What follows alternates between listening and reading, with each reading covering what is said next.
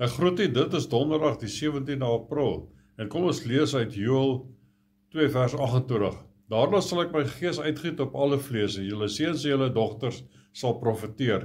Julle ou mense drome droom, julle jong hulle gesigte sien en ook op die diensknegte, op die dienstmaagde sal ek in die dae my gees uitgiet.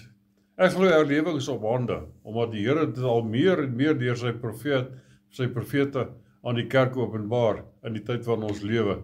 Amos 3 vers 7 sê ook, want die Here doen niks tensy hy sy raadsbesluite aan sy knegte die profete openbaar het nie. God sal ook nie herlewing stuur as die kerk dit nie wil hê nie, of nie daarvoor vra nie. Nou sê God vir sy kerk dat hy herlewing wil stuur, maar ons moet daarvoor vra en ons moet vuriglik dit in vervulling bid. Dit sal ook die laaste herlewing wees voor die wegraping van die kerk.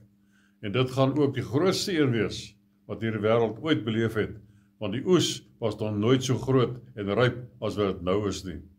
So kom ons maak dit ons erns en eis van die Here hierdie belofte van herlewing en bid ernstig dat dit sal kom, omdat dit in ons mag is om die dag te verhaas wanneer ons hierdie wêreld sal verlaat, soos die apostel Petrus geskryf het, toe hy verwys het na die tyd waarin ons lewe.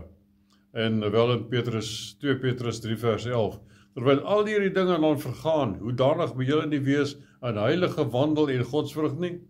Julle wat die koms van die dag van God verwag en verhaas. Ons kan dit doen. En ons sê, kom Here Jesus. Amen.